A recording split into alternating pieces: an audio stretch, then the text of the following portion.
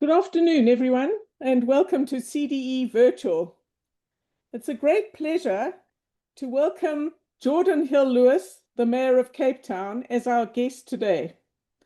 He's been Mayor since November 2021, and before this, he was a Member of Parliament for 10 years, where he became Shadow Minister of Finance at the culmination of his parliamentary career.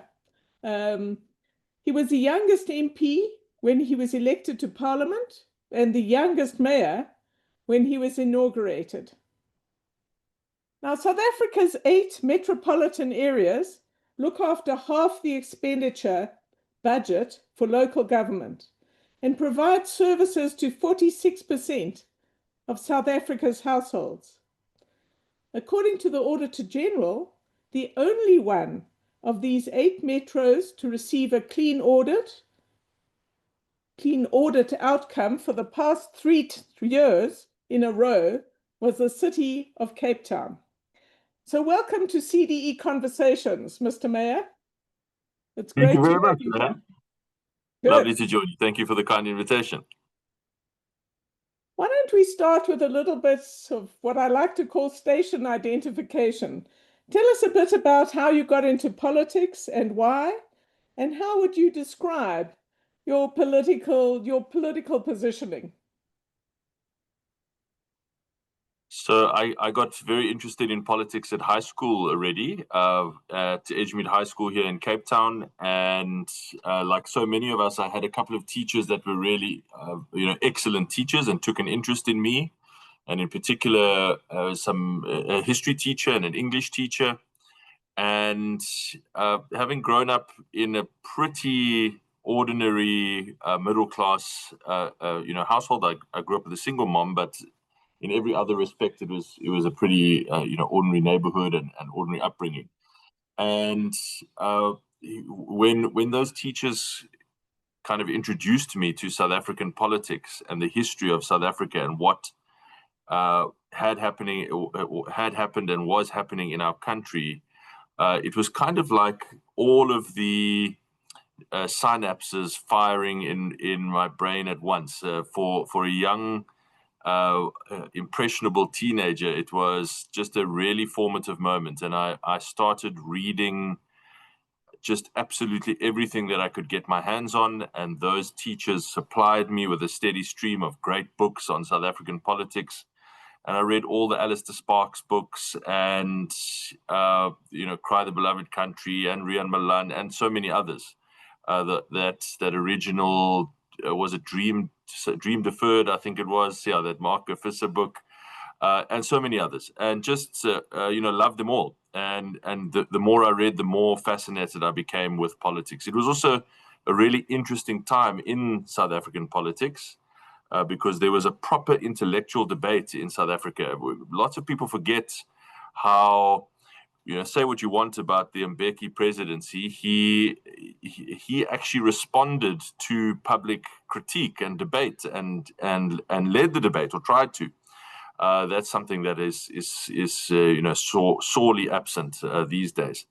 And so it was a very interesting time, and I just got so fascinated. Then I went to varsity, and when I got to varsity, I was quite genuinely stunned to find that there was only the ANC Youth League on campus at UCT.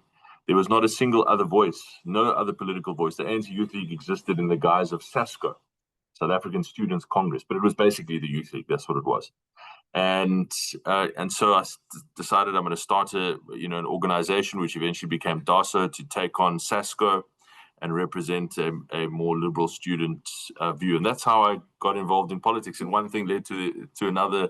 Started working for Helen, started working in the DA for the DA in the Marx building, and eventually ran for office.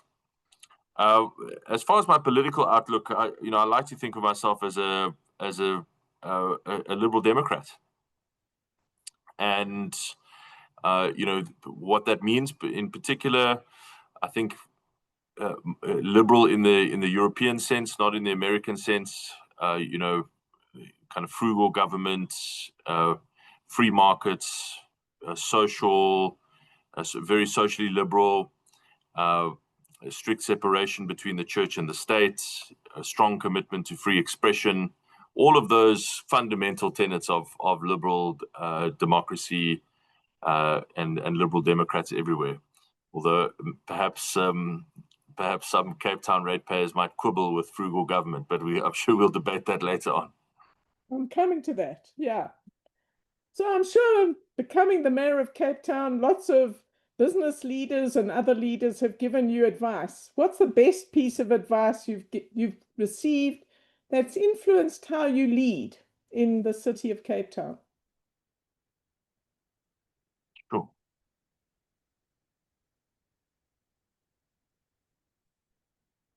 That's a tough one, and I'm not sure I can identify one single piece of advice. But I've learned from a lot of incredible leaders. I had the privilege of working for Helen Zille for 5 years as her chief of staff, and previously before that, in a more junior role. And she was an extraordinary example of work ethic, of integrity, of leading with the truth, of being straight with people. Growing up, the values example of my own mom about incredible hard work, sacrifice, doing what's necessary, seeing public service as a vocation. All of those values have been deeply instilled, and I think those are the things that guide me most. Great. Well, President Ramaphosa recently referred to Cape Town as the one city that works, and even told ANC councillors that they should learn from municipalities that are run by the DA. Why do you think he did this? He's an astute politician. He must have known it would upset members of his party. What's going on here? Do you and he have a secret sort of friendship, or what's happening? Well, he is a ratepayer, and a very significant ratepayer in Cape Town, so we do have that connection. But no, we have no secret friendship. But I can only assume, and because inside his own party, it was really very bad politics and led to an incredible blowback, which made him scramble to do some damage control. But of course, it was entirely true, and he was right. But I can only assume that it was really just a kind of outpouring of frustration at what he sees in his own party when he looks across the 257 municipalities in South Africa and just sees a wasteland of failure in all of those ANC municipalities. It is really quite something that they cannot point to a single, not one example of real standout success. So I just think it was probably an outpouring of frustration because no one, knowing the entirely predictable blowback he would get, would deliberately put that in his script or in his speech. There's some critics who say that the DA attacks cadre deployment by the ANC, but when they get into power, such as in Cape Town, they appoint their own party people or deployees. They also practice cadre deployment. What is your response to this accusation? No, that's fundamentally not the case. I think people who say that just don't really understand what cadre deployment or cadre deployment actually is, because it is when you elevate political loyalty above all other considerations, and ultimately above competence and merit, and you appoint a person because they will do your bidding or the bidding of your party in some state office, and we simply do not do that. There is no example that anyone can find of us having done that. Where DA people have through some circuitous route found their way into positions in government, they've done so because they are exceptional individuals and deserve every appointment they've ever earned. And so there is a fundamental difference. We do not appoint on the basis of political loyalty. We protect and defend the professionalism of the civil service, and that's why we can consistently achieve better public outcomes. You've often called Cape Town the city of hope, and that's what you want it to be. What does that Yes, mean in tangible terms for someone living in Khayelitsha or Guguletu today? good question. I think what I would like it to mean is that they see that despite the obvious difficulty of their living conditions or of their personal circumstances, they can see forward momentum, they can see progress, that services are getting incrementally better, infrastructure is getting incrementally better where they live or where they work, that there is better access to work, that there is a faster growing economy so that they can feel the very direct hope of gaining employment in the not too distant future. Those are the very practical things that I think give people hope. And of course, the prospect of being able to raise children in a relative personal safety and security, all of those things are the practical outworkings of hope, I think, that I would like people to experience. On some of those things, we've made great progress. On others, not so much. Still a lot of work to do. I want to probe your philosophy of government. There was an American mayor quite a while ago in Minneapolis who is an academic who took over the city, which was in deep trouble. And he developed what he called the Yellow Pages test, which was before the days of cell phones, I should say. But essentially, his idea was if there are 3 or more companies in my city that are performing a service that we in the city perform in the administration, why should we do it? There's a functioning market. Let city employees or private companies compete to do this service. So the question I want to ask you is, what is your view of the state and markets at local level? I've often felt that the DA has not sufficiently thought through these kinds of issues. How do you see this?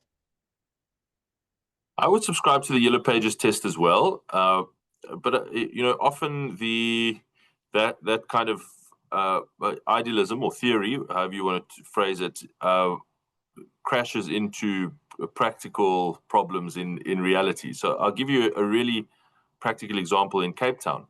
In Cape Town, almost all of our trash collection services in informal settlements are outsourced to private contractors.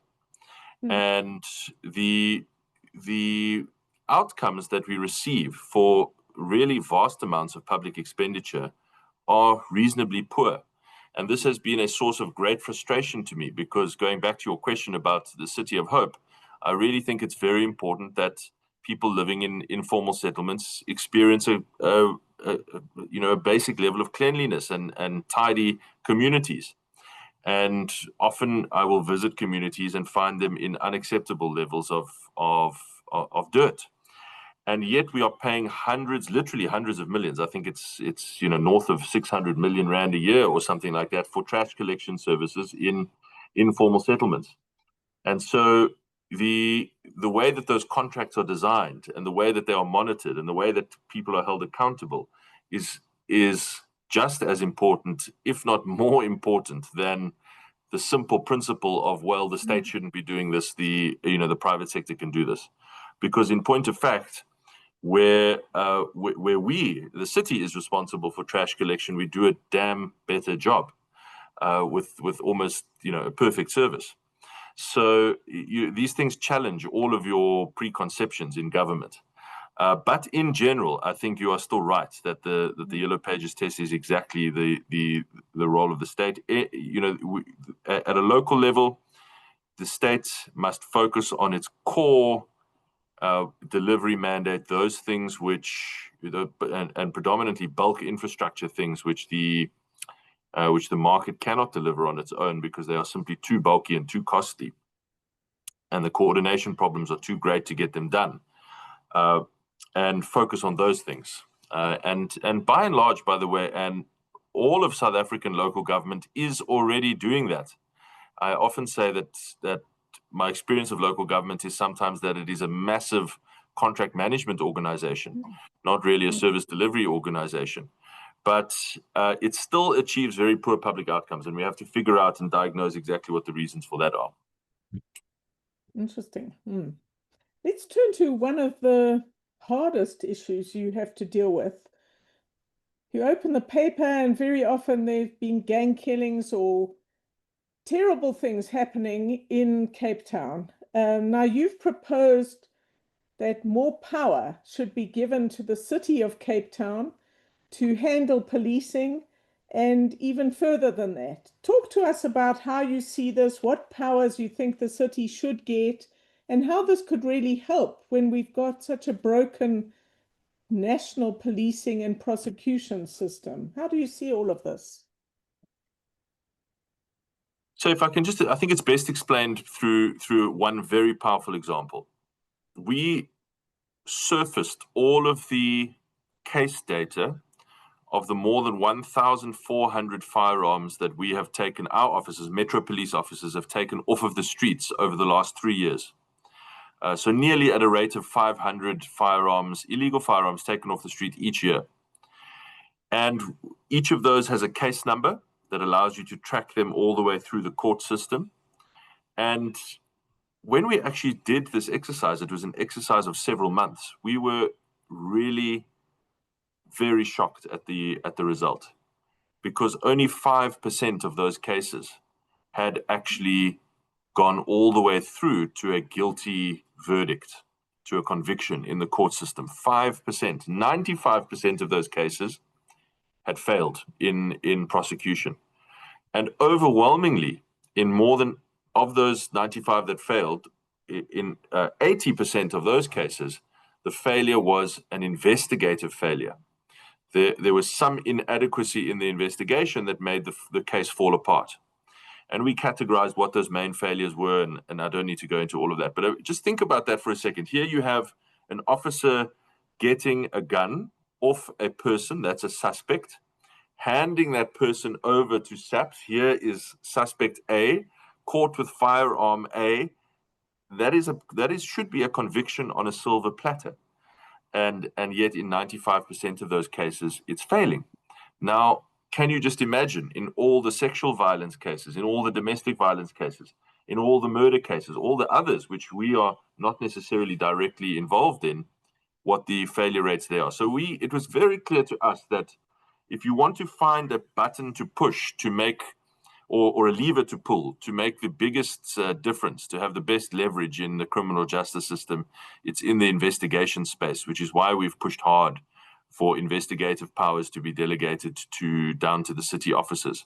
At the moment, we do what I generally call visible policing. That's just shorthand for we do street patrol, but we do not do investigative policing at all.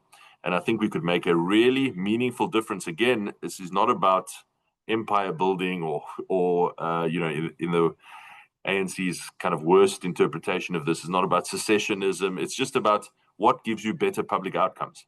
And we think that delegating more of those powers downwards is essential for better crime fighting. How far has that debate gone with the national government? I suppose now with the police it's complicated, but yes. Well, Chris Barron was giving me grief on Sunday about this. I'm sure you saw that, but the reality is we've had 3 ministers now in the last 3 years.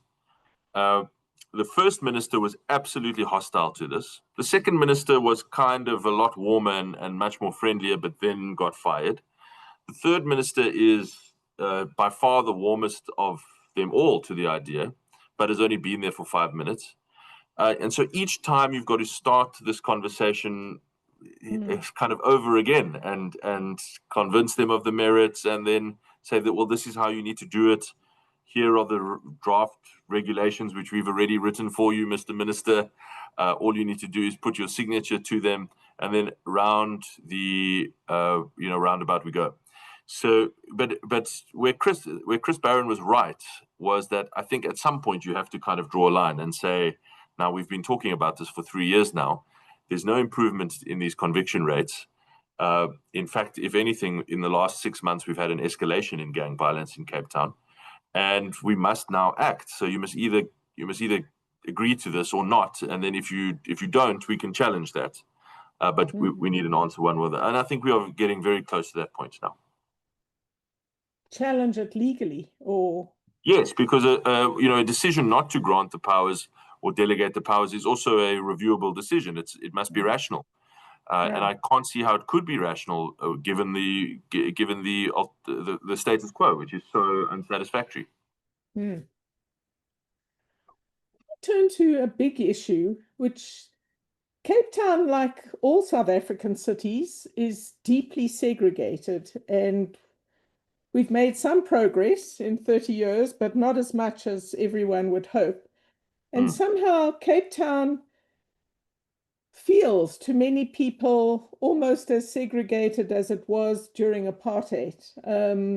Now, there are vast differences in living standards between the City Bowl, the Cape Flats, Khayelitsha, with hundreds of thousands of people living in informal settlements. What is your administration's idea for changing that? How far have you got? What's the plan? How do you think you're doing in a very difficult situation? So I'll just talk to two of, I think, the most important reforms.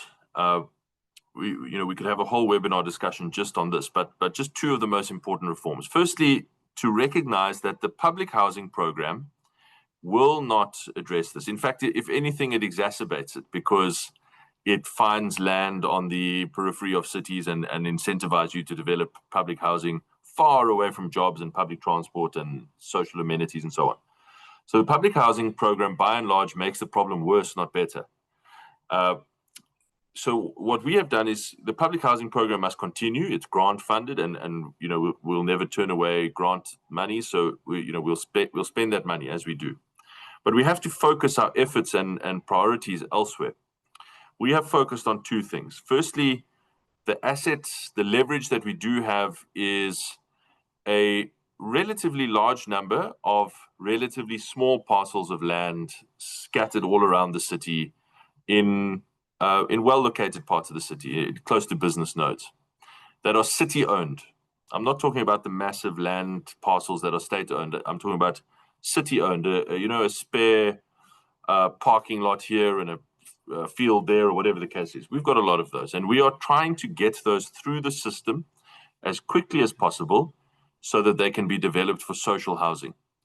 And we've done some pioneering work here. So, for example, we codified and published for the first time in South Africa a set of criteria by which we would discount that land all the way to zero if you maximize the social housing yield on that land. We published a set of permanent, perpetual discounts in rates and taxes and service charges, so that the rentals on those final social housing properties could remain as low as possible in perpetuity. Again, the only place to publish such perpetual discounts. And then we've just moved them through the system faster, releasing more of them in the last 3 years than in the 10 years prior to that combined. So we've got a lot more of them out to market, and many of them are now under construction. Some are already finished construction for social housing projects. The second, I've actually framed it because this is, I'm very proud of this. The bylaw, the planning amendment bylaw that we proposed and which has passed through council now just a month ago. I really do think it's one of those things that it's not spoken about often in the city. Not that many people know about it, but in 10 or 20 years' time, it's the thing that's going to make the biggest difference to housing and integration in Cape Town, because it backs this system of micro developers and this network, this ecosystem of micro developers. And just in a nutshell, because this is very much based, by the way, on the work that the CDE did.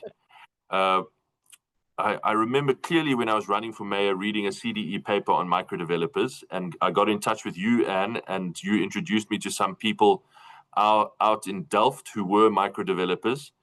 And when I met them and saw what they had done, and just very briefly, there was a lady who had taken her mom's RDP home. Her name was Zama. She had taken her mom's RDP home, and she had built 4 flats around the outside of the RDP home. And her elderly mum, who was a social grant pensioner, that's the only income she had, a SASSA pension, all of a sudden moved to earning, if I remember correctly, 16,000 Rand a month in rental income, to the point where she told me, well, the SASSA pension is frankly neither here nor there anymore. She doesn't really need it. It's nice to have, but she doesn't need it because she's getting all this rental income.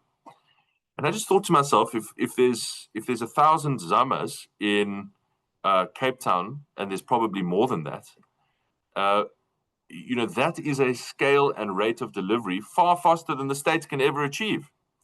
That is where we've got to put our efforts.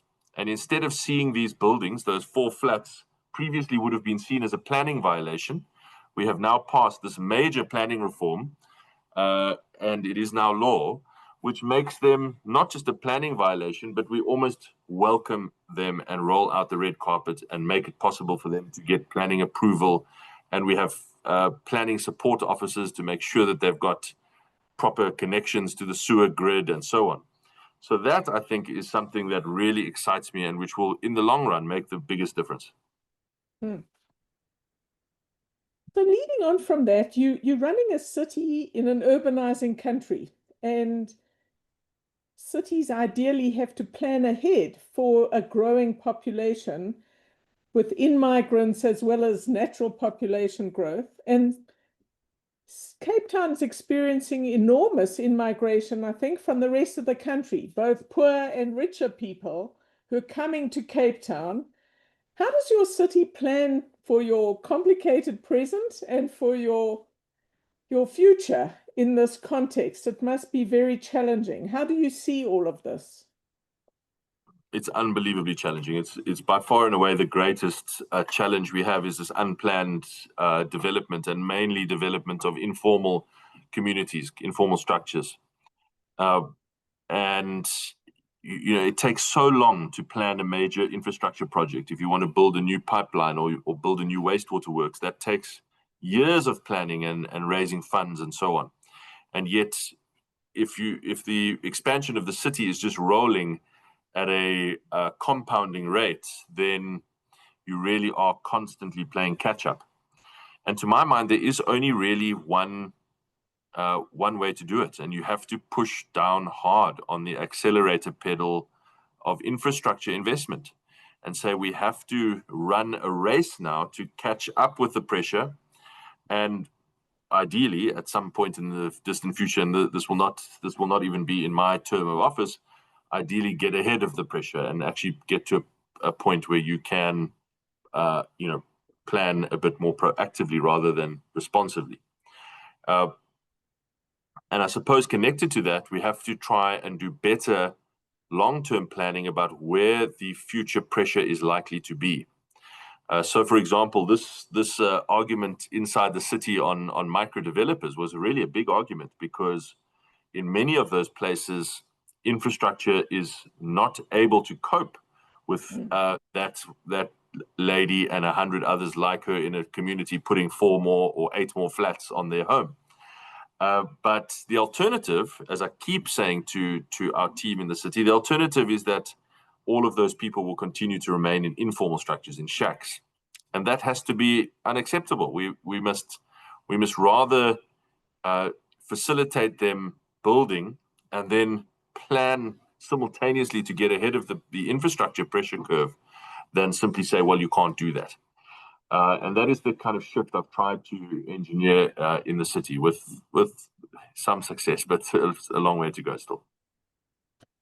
Are the grants from national government, can you use them to improve the infrastructure for greater densification? Is that what you're doing? Yes, you can, but the problem is that there's just far, far too little. I mean, it's just amazing to me how much, if you correlate the amount of time government spends talking about infrastructure and the tiny resources they allocate to actually investing in infrastructure, if I just had 1 Rand for every time infrastructure was mentioned by the government, I could fund all of it. They do not follow through these commitments with actual resource. So we do get some small grants, infrastructure grants from the national state, and that's incredibly useful. But in the vast majority of our infrastructure program, we have to row our own canoe and raise our own finances. So one of the problems with a city doing well, like your city is for many people, is that you're attracting more and more tourists and you keep winning awards for being a great tourist city. What is your view, this big debate from Barcelona to Cape Town? Do you think that B&B activity should be regulated so that, as it's claimed, locals don't lose access to well-located property? How do you see those challenges? I don't think so, and I've said I don't regard that as the Barcelona example as an example for us to follow. And I've remonstrated and debated this with the mayor of Barcelona, and I think that those policies will be a failure in time to come. And I'm happy to explain why. But firstly, just a point on vastly different contexts. Barcelona is a city that has 20 million overseas visitors each year. Cape Town has 1.5 million overseas visitors each year. Barcelona has an unemployment rate of 7%. Cape Town has an unemployment rate of 21%. So the contexts are incredibly different.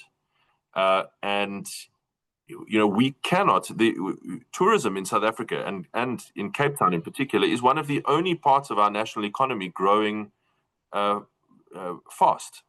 Tourism in Cape Town is growing at an annual rate of 7%. Can you just imagine if the South African economy was growing at 7% a year? What would happen to unemployment? And here we have this one little nugget in the economy that is growing at 7% a year.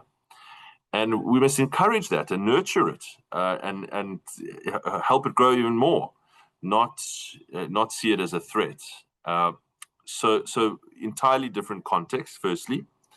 Secondly, Cape Town gets 1.5 million tourists a year.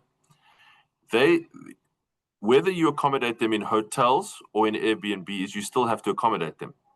So there's also an element to which this debate is actually a red herring. Because even if you clicked your fingers and removed every Airbnb overnight, yes, you would have a short-term boost in construction because hoteliers would have to build much bigger hotels. But very quickly, you would settle down into exactly the same equilibrium of space availability in those highly sought-after areas because the Airbnbs would just be replaced by hotels. So you would have no net gain of available space or available units in the market. So I think people just haven't thought through the second and third round effects of what that really means for the property economy in those tourism zones. So what they're actually doing, and this is what's really happening in Barcelona, is that it's not about being anti-Airbnb, it's about being anti-tourism. And that's why, I took photos there of all the graffiti on all the walls saying, go home, go home, go home. We don't ever want to be like that. I've got 600,000 people in Cape Town that are still unemployed. And many of them can find good jobs in a fast-growing tourism economy. And that must be our priority in South Africa. That has to be our number one priority, is getting as many of those people out of unemployment and into work as possible. Why do you think Cape Town has a better rate of employment than other cities and other parts of the country? How do you explain that? So tourism is certainly part of it. It has a very healthy tourism economy, and it is very strongly growing. And then I think its nexus with these 3 or 4 fantastic universities means that there's quite a big knowledge economy. There's a high skill economy here. There's a big services economy here that has attracted a lot of investment from around the country. And that has brought a lot of jobs with it. And then it has these historical industries in the manufacturing space that are quite small and quite niche, but quite specialized, like shipbuilding and boat building, There's still quite a lot of activity in garment manufacturing and so on that has provided a kind of industrial or manufacturing backbone as well to the Cape economy. So all of those things combine to make quite. Oh, and of course I'm forgetting the agricultural economy as well, which is critical to this region. Not so much in the city itself, but certainly outside of the city. And all of those things combine to make quite a healthy economy. Although I must stress, 21% in pretty much any other part of the world would still be considered kind of crisis level unemployment. So it's by no means anywhere near where it needs to be, which is why we must not look the gift horse of tourism growth in the mouth. It is essential for the city's growth. Geordin, I know you're very proud of what you've been able to do with your infrastructure budget in Cape Town.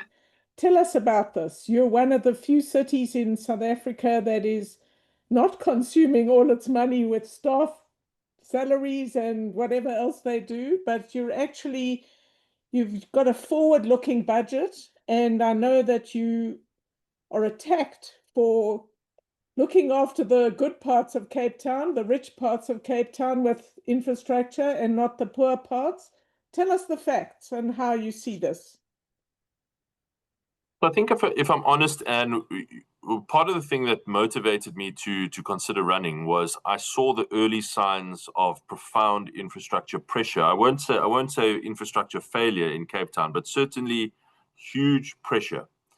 And if you think of where Joburg is now as the end of a spiral, you have to arrest that spiral early on. Otherwise, it just gains its own momentum.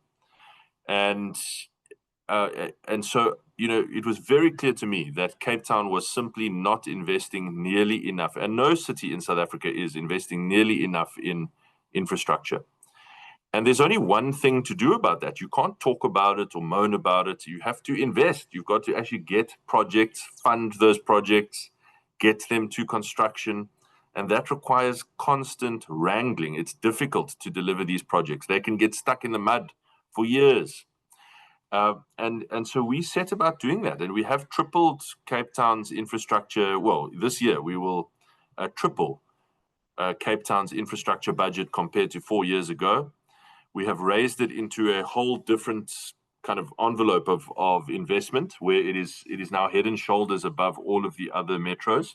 In fact, we're spending more than Johannesburg, Tshwane, and Ekurhuleni combined.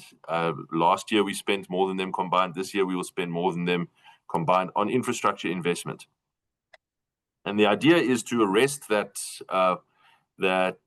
early signs of infrastructure problems, and get to a point where we have hopefully spare capacity, and as I said earlier, where we can address living conditions in the poorest communities. And anyone who just goes through the effort of reading every single capital rand, every investment rand is detailed in our budget. Hundreds of pages of projects are detailed in our budget each year. Any person who just goes to the effort of reading them will see where the overwhelming preponderance of that investment is going. It is going into the largest public transport expansion in South Africa right now, which is going to Mitchell's Plain and Khayelitsha. The largest sewer pipeline upgrade in the whole country right now is the Cape Flats Rising Main replacement and upgrade. The largest wastewater treatment works projects in the country. We started with Zandvliet, which is the wastewater works in the middle of Khayelitsha, which services Khayelitsha. That's already finished. That's a 4 billion rand upgrade. We didn't start in the north or in the leafy suburb. We started with the Khayelitsha wastewater works upgrade. That's already done. The next one we're about to break ground in a couple of weeks' time is Macassar. That's a very poor or working class colored community in the kind of Helderberg catchment area. That's our next one. So I just think this is the convenient line used by our political opponents always, and it will always be. But the fact is, the the huge preponderance of our investment is going into poorer communities. It's going into quality of life improving investments. And just one more interesting stat. We actually broke our budget down and we said, right, what are the projects going into where we can verify those projects geographically going into poorer communities? Just that portion is bigger than the entire capital budgets of Tshwane, Joburg, and Ekurhuleni. So not even our entire capital budget, just that portion is still bigger than those three cities. So what do you say to people? I've heard this complaint. You want to squeeze the middle class in order to do all the things you want to do and subsidize development in poorer areas. And I think the rates debate or the tariff debate, you had to back down a little bit earlier this year. This must have been a salutary experience. Is it possible to just summarize or give us a feel of that tension and how you see it, and what you learned this year? Well, the key thing is that infrastructure in South Africa is severely underfunded. As I said, we do get small grants, but we have to, by and large, we have to row our own canoes here. So we have to raise this funding ourselves. Now, you can raise debt funding, but because of South African sovereign credit rating, we raise debt funding at a very expensive price. That just implies even higher tariffs in the future, as all that debt has to be repaid at this very high interest rate. So you have to. So the only two options you have is: do you accept infrastructure failure and watch it happen, or do you mobilize the capital required to fund the investment to stop the failure? And for me, it's a no-brainer. We're going to mobilize the capital required to fund the investment to stop the failure. That is how we will have a successful society. Well, it's one of the most important building blocks for how we'll have a successful society going forward. And I really hope that more and more Capetonians recognize that the only way South Africa ultimately works, and indeed the only way Cape Town works, or the way it works best, is when it works and delivers clear benefit for everyone, when it delivers clear quality of life improvement for everyone, when it helps even the poorest people in our city have at least a very basic guarantee of availability of dignified services.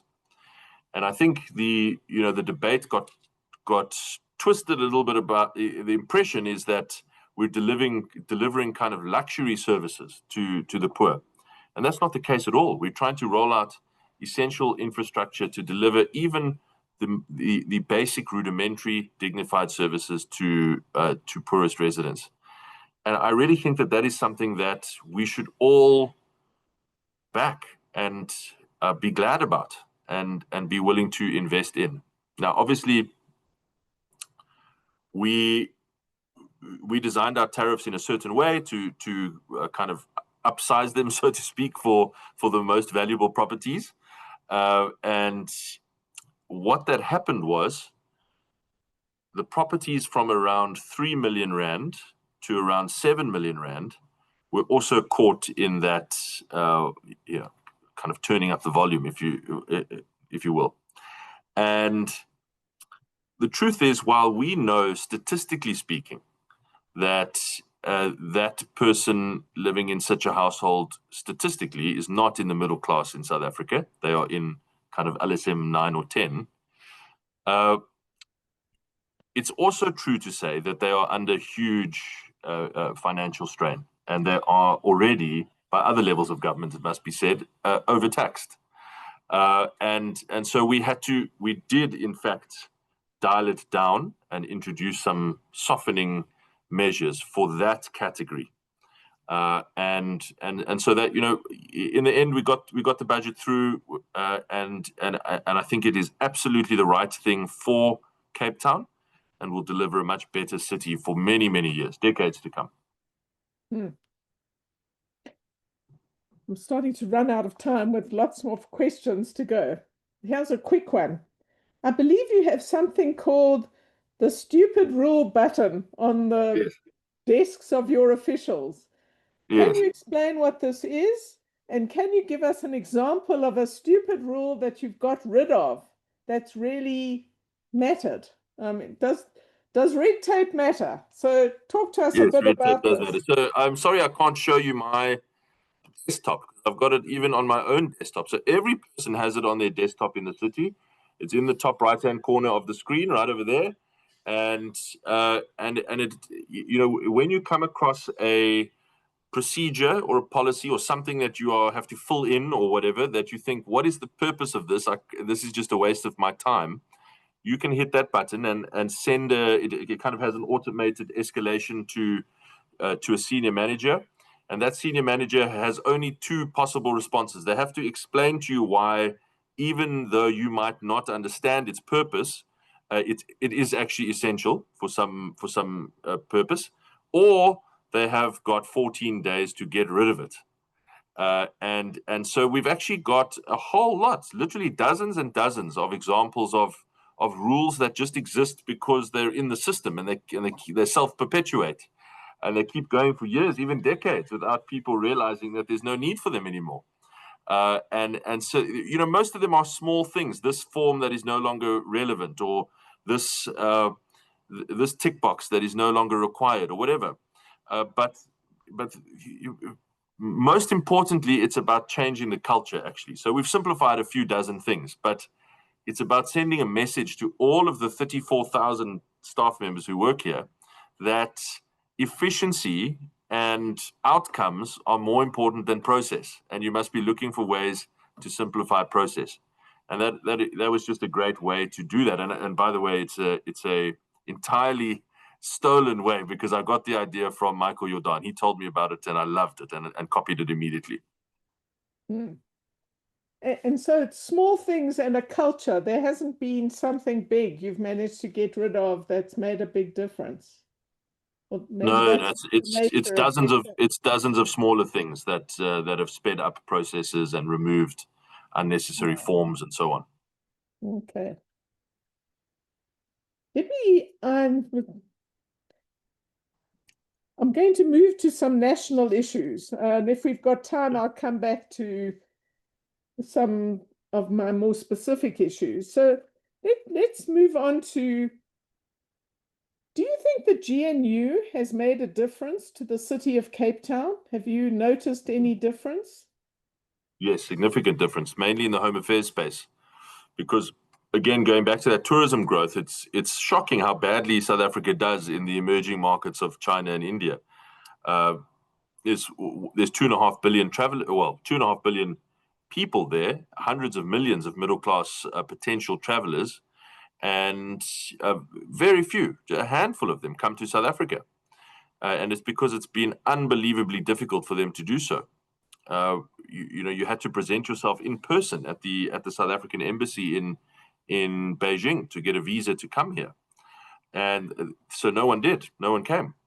So the introduction of the e-visas, the introduction of the trusted tour operator, TTO program, has the potential. It's already delivered a growth in numbers, but it has the potential to 3x or 4 or even 5x numbers of inbound tourists from those markets in the coming years. So that's been an absolute, very, very positive. The better coordination that we have on illegal, the managing of illegal immigrants, that's also been very helpful. So there's quite a number of, mainly out of the home affairs space, that's delivered. We've had some benefits as well in the public works space, and in the management of very badly managed public works owned land and buildings. But yes, so I think we've benefited. So one of the things I was excited about is talking about land, is the the possibility that the national government and its many departments, including defense, would be encouraged to sell the land they were not utilizing, and that this could free up space in the cities like Cape Town and elsewhere for low-income housing on well-located land. Have you made any progress on Easterplaat, which is, as I understand it, an enormous piece of land which would make a big difference for people being able to walk to work?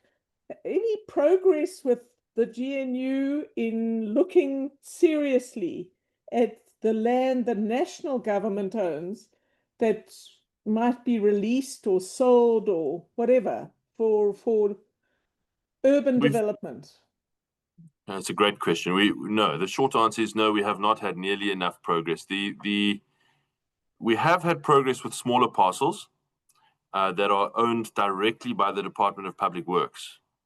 But of course, the Department of Public Works also is the owner of all state land, even if it is used by other departments.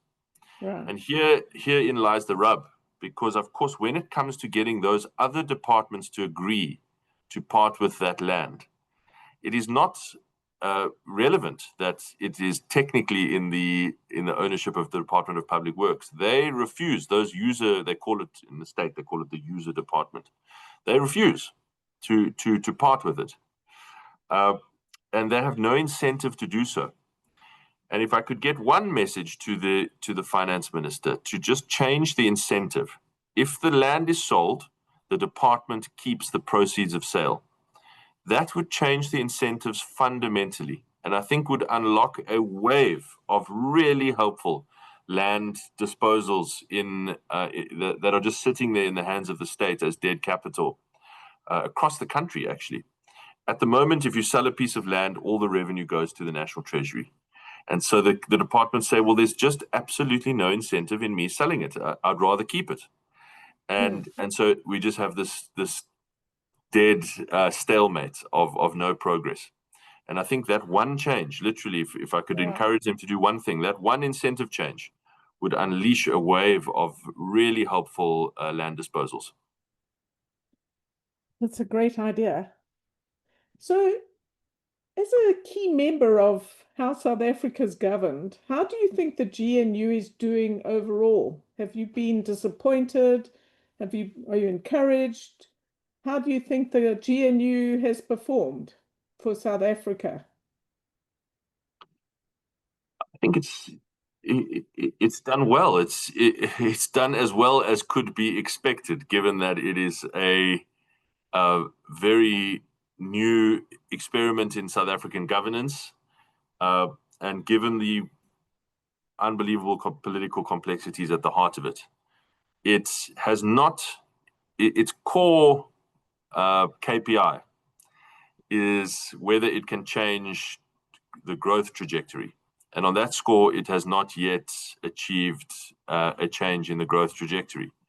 So that must mean it still has a lot of work to do and a lot of performance to demonstrate. But on the plus side, it is infinitely better than all of the available alternatives. It at least has a government of the reasonable centrists in power, and it is able to further a halting but nevertheless slowly progressing reform agenda. An interesting response. Let me end then with, I want to ask you about your ports. Cape Town's port is, the World Bank tells us, is one of the worst in the world, but it's not in your control. It was until recently the very worst. It was the very worst. Is it still let's say it's at the bottom. It's the fourth worst. Yeah. It's gone from 400 in the world. Yeah. A distinction we don't want to keep. Who should we blame for this? Is this the fault of Transnet, the city government, or the national government? What's the problem here? Yeah, it's Transnet and the national state, because there is this ideological obsession with state control of the so-called commanding heights of the economy, and the ports and harbors and railway networks are and the power grid and so on are among those that in that thinking must remain under state control. And regardless, without any regard to the undeniably poor public outcomes and most importantly, the absolutely negative impact that has on growth and employment in the country. So there's been a whole lot of studies, which I'm sure you've seen, on how the effective ports would add 1.5% to GDP growth each year, compounding, and so on. So that's why we've been a strong advocate for privatizing the port, or at least, even if the state retains ownership, concessioning the port for private management. And I still do think that out of pure necessity, that will happen in the coming years, because Transnet, like Eskom, like the Passenger Rail Authority, is basically bankrupt and reliant on state bailouts, which can no longer be forthcoming. So, to move from one big issue to another, what progress are you making in getting control over commuter rail in the city's hands, and how optimistic are you that things can improve? They've started to improve, as I understand. They have started to. There is a very slow resuscitation. The passenger numbers are still 85% down on 2019 figures, so a long way to go. But this is subject to the same ideological folly as with Transnet, that these things must remain in state control, and even worse, in central state control. But there have been indications. There is, as so often inside the ANC, there's these tussles, tug of war on policy, and so the result is just kind of stasis, no progress, and that's exactly what's happening. So you go back to 2022, there was this reform decision to decentralize passenger rail. And there was a formal cabinet decision, and the phrase used was that it will be decentralized to, quote unquote, capable metros. Since then, absolutely nothing. No, we've had various verbal indications that it's still their intention. We've had other ministers saying it's never going to happen, and you just don't know. So we just keep knocking at this door, and we will keep doing it until it opens. And again, we do believe it will open, not necessarily because they agree with policy experimentation of decentralization, but simply by financial necessity, that you can't keep subsidizing these failing public services because the state has run out of money. So I think we will get there. It's just about how quickly we can get there, because it's a real handbrake on growth and livelihoods in the city. There's lots of studies done about how people in Joburg and Cape Town spend upwards of... I think you've frozen. Jordan? 30% of their monthly, many examples come on public transport is not available, and is very expensive. I'm back. Good, thank you. Well, just in time. We're at the hour, and although I'd rather go on and with many more questions. Thank you very much for spending an hour with us, and for sharing how Cape Town can be a model to many other cities if they followed some of the planning and ideas that the city is adopting, and the leadership that is evident. So thank you very much for your time, Jordan. And thank you very much, everybody, for joining us today.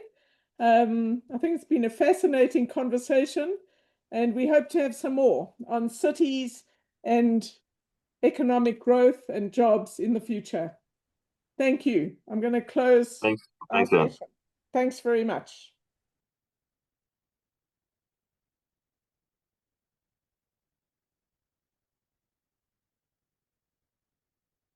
Brenda, are we off? Are we off the air?